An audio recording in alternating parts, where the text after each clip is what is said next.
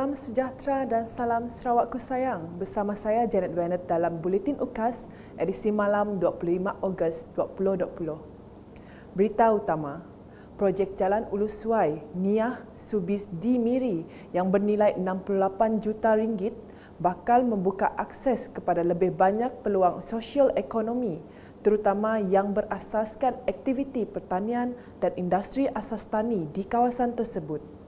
Ketua Menteri Sarawak Datuk Patinggi Dr. Abang Haji Abdul Rahman Zohari Tun Datuk Abang Haji Openg juga berkata, tambahan kira-kira 3 juta ringgit turut diluluskan bagi projek jalan sepanjang 300 meter dari Kampung Iran yang menjadikan jumlah keseluruhan sebanyak 71 juta ringgit. Yang kita bawa ini ialah untuk kemudahan rakyat. Belum siap lagi, sudah ada minta lagi. Tidak banyak 300 meter. Itu tidak ada masalah lah. Go ahead sajalah daripada Kampung Iran sambung 300 meter.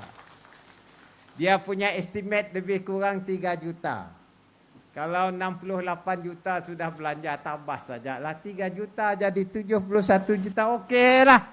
Semasa mengadakan lawatan kerja projek Jalan Ulu Suai, Niah, Subis di Miri hari ini, beliau menambah, kepimpinan kerajaan negeri mengutamakan pembangunan dan setiap janji kepada rakyat akan dilaksanakan.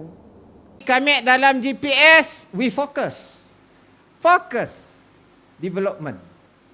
Tadi disebut tadi tidak akan jalan. When I say it, I do it. Ini kita punya GPS. We can do because we believe we can do. Kita percaya kita boleh buat. Kalau tak boleh buat, saya berani cakap. Dalam majlis sama, Datuk Patinggi Abang Zohari turut mengumumkan peruntukan sebanyak 1.3 juta ringgit kepada 9 rumah panjang dan 4 kampung di kawasan tersebut. We give 100,000 each rumah panjang, that means 900,000. 5 kampung also another 500, 4 kampung ya. Jadi 1.3 million. You know why I agree? Sebab COVID-19.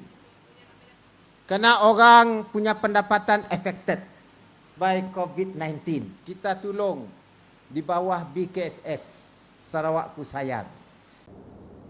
Laporan seterusnya, peranan pasukan tentera, polis serta penguatkuasa lain sangat dihargai dalam usaha memerangi pandemik COVID-19.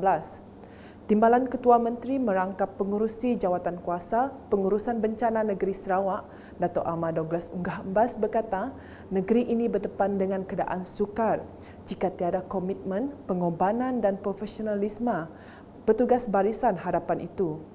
Beliau berkata demikian semasa menerima kunjungan hormat Panglima 1 Division Major Jeneral Datuk Zulkifli Mustafa dan Panglima Brigade Ketiga Brigadier Jeneral Datuk Azhar Ahmad di Kuching hari ini.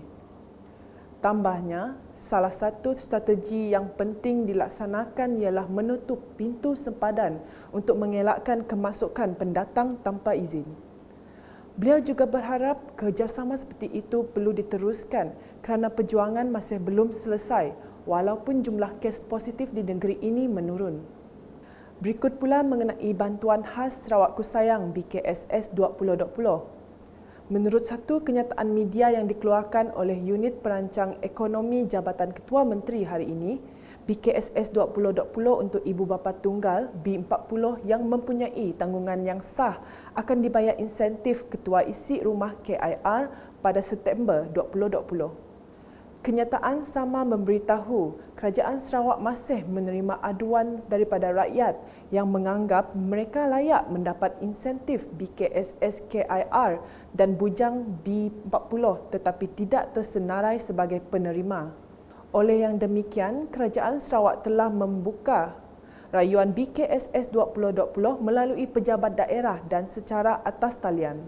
Di samping itu, kerajaan juga telah mendapatkan maklumat terkini KIR dan bujang B40 daripada Lembaga Hasil Dalam Negeri LHDN pada Jun lepas.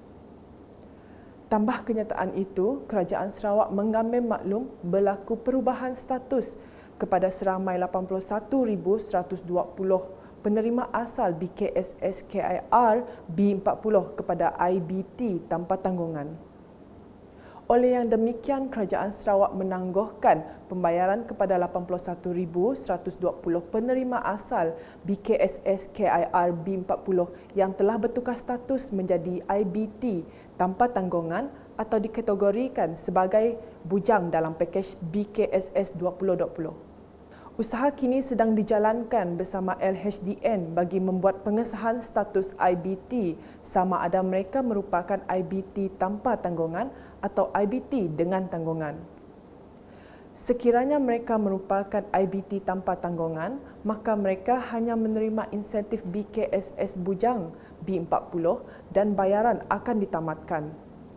Bagi mereka yang disahkan IBT dengan tanggungan, mereka akan menerima bayaran sepenuhnya insentif BKSS KIR B40 pada bulan September 2020.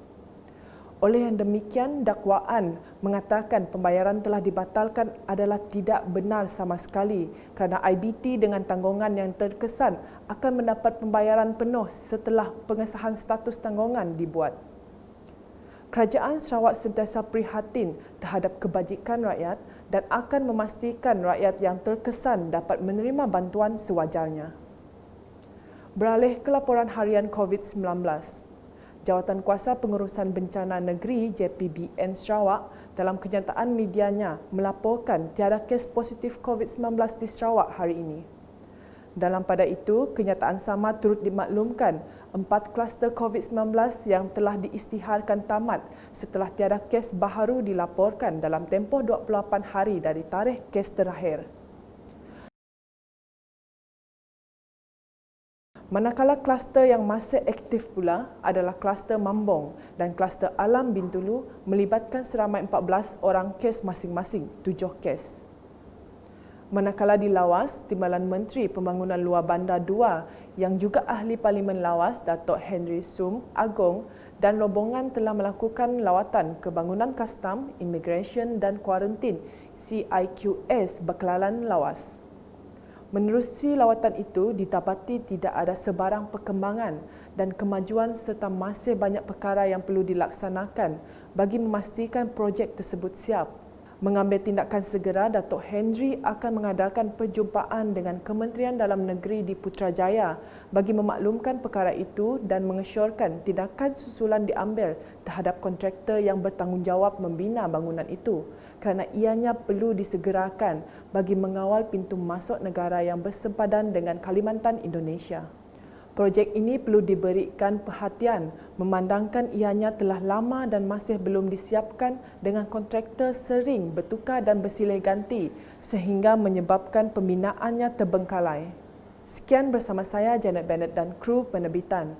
Untuk dapatkan berita-berita terkini Sarawak setiap hari, layari UKAS Channel di YouTube atau melalui Facebook, Instagram, Twitter dan aplikasi Telegram Buletin UKAS. Salam UKAS.